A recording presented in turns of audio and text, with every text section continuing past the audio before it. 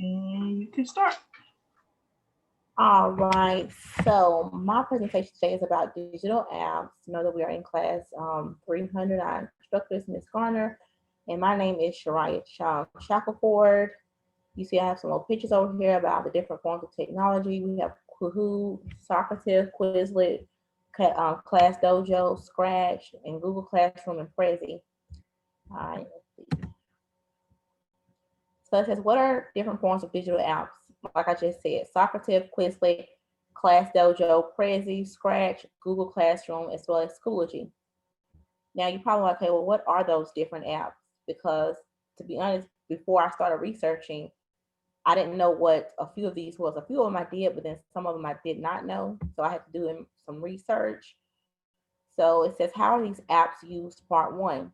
So Socrative is used as a way for teachers to administer quizzes and tests in an engaging way using laptops or tablets. Scratch can be used as a program specifically for children 8 to 16 years of age. The program features ways to combine music, graphics, and photos to interactive games, and they can share this with other classmates as well. Prezi is a presentation you can zoom in and out, move side to side across one single, very attractive and modern canvas, focusing in on images and videos inputted by the user. Prezi is very popular and consistently receives excellent reviews. Quizlet is a platform that teachers and students can use to create their own learning strategies. They can use flashcards as well as diagrams. Part two, Class Dojo. This program allows parents to have access to their kids' daily activities at school. With Dojo, parents can connect with the teachers easier. It is also a great way for teachers to communicate with their parents about the kids' behavior. Google Classroom. This program is extremely helpful.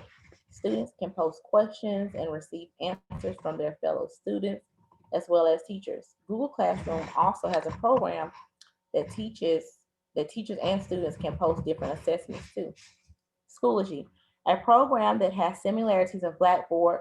Students can access assignments, submit them, and receive important announcements. Okay. Am I going too fast, y'all?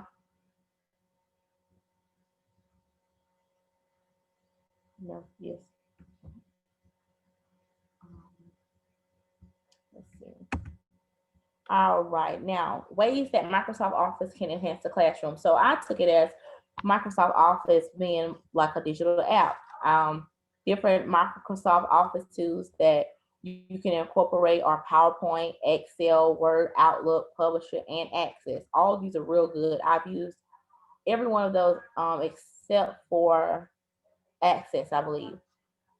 You can create discussions and make it really interesting to the kindergartners.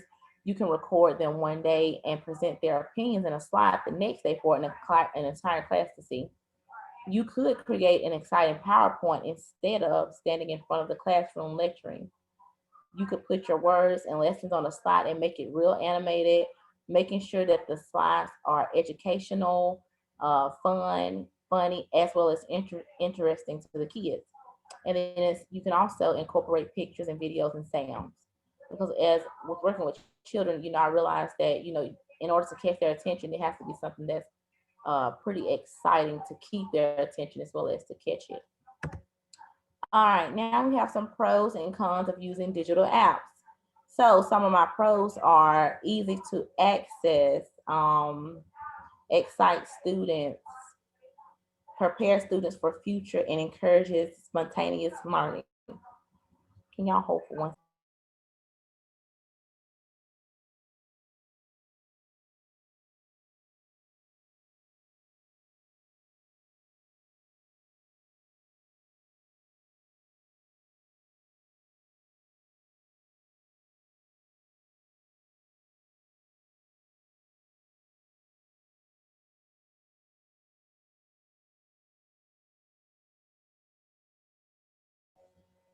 I apologize, y'all. My mom, she's on the phone. She's talking so loud. All right, some cons. They can distract. The cons is some of these apps can do more harm than help. They can distract the students. If you can remove a child from socialization opportunities, and also it discourages creativity. All right. Well, see, now these are some things about me. My students will know me as Miss Shariah or Miss Shackelford. I will be known for teaching all subjects as a K-5 teacher slash educator. I base my philosophy about teaching on scripture, Proverbs 22:6. My most important classroom procedure is for students to enter quietly. This will be my very first procedure on my classroom list. Things about me, fun facts. I love coloring, singing, dancing, and going to church. Overview in this lesson, you learned all about the different apps. You learned some pros and cons. You know that Microsoft Office can be a digital app and it can be used for a lot of things other than just typing a paper. You've also learned a little about me. Now, this right here is some quizzes to test your knowledge. It's 2 of them, and these are my references. Thank you. Great job, Shariah. Thanks for the additional information. Thank you. I guess question for the class: how would y'all use these digital applications in your classroom?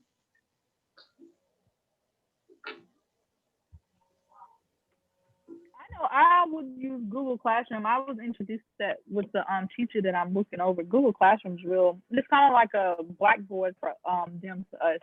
Quizlet, I use that when I want the answers to the test. So I would not encourage that in the classroom, but it's still pretty cool. Okay. Any more questions from anybody? Any questions, concerns?